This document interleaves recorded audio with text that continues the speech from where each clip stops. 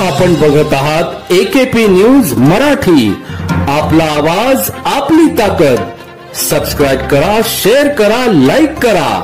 AKP news Marathi. नाशिकच्या Indiranagar police Thane हद्दीतील मुंबई आग्रा महामार्गावरील गरवारे बस थांब नजदीक शनिवार 13 सप्टेंबर रोजी सकाळी दगडाने ठेचून संतोष अशोक काळे वय 38 राहणार इंदिरानगर वसाहत लेखानगर याची अज्ञाताकडून हत्या करण्यात आली होती। याबाबत इंदिरानगर पोलीस ठाण्यात गुन्हा नोंदविण्यात आला होता। याबाबतचा तपास इंदिरानगर पोलीस ठाण्याचे गुन्हे शोध पथक व गुन्हे शाखा युनिट क्रमांक 2 चे नाशिकचे पोलीस करीत असताना गोपनीय माहितीवरून मयताची पत्नी पार्वती संतोष काळे हिने भाजीपाला विक्री करत असलेल्या ठिकाणावरून 2 इसमांनी मयत यास मोटरसायकलवरून बसून घेऊन गेले।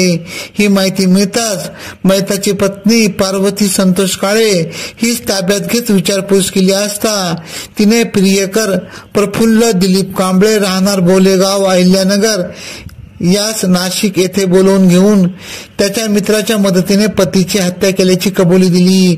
आरोपी प्रफुल्ल दिलीप कांबळे याने हत्या करून त्याच्या साथीदारासह अहिल्यानगर येथे फरार झाला होता।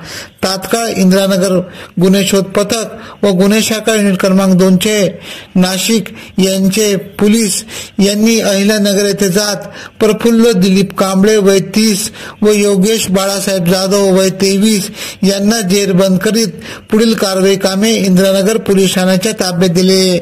सदरची कामगिरी इंदिरानगर पोलीस ठाण्याचे वरिष्ठ पोलीस निरीक्षक श्रीमती तृप्ती सोनवणे, सहाय्यक पोलीस निरीक्षक गुन्हे शाखेचे सुनील अंकुलीकर तसेच गुन्हे शाखा युनिट क्रमांक 2 चे प्रभारी अधिकारी सहाय्यक पोलीस निरीक्षक हेमंत तोडकर यांच्या मार्गदर्शनाखाली गुन्हे शोध पथकाचे अधिकारी पोलीस उपनिरीक्षक संतोष फुंदे, पोलीस हवालदार पवन परदेशी, अमजद पटेल, सागर परदेशी, दीपक शिंदे, योगेश जाधव, सागर कोळी, अमोल कोथमिरे, सौरव माळी, जयलाल राठोड तसेच गुन्हे शाखा युनिट क्रमांक 2 चे पोलीस हवालदार चंद्रकांत गवळी, अतुल पाटील, मनोज परदेशी, महेश खांडबाले यांनी केली। सदरचा तपास सहाय्यक पोलीस निरीक्षक वाल्मिक चौधरी हे करीत आहेत।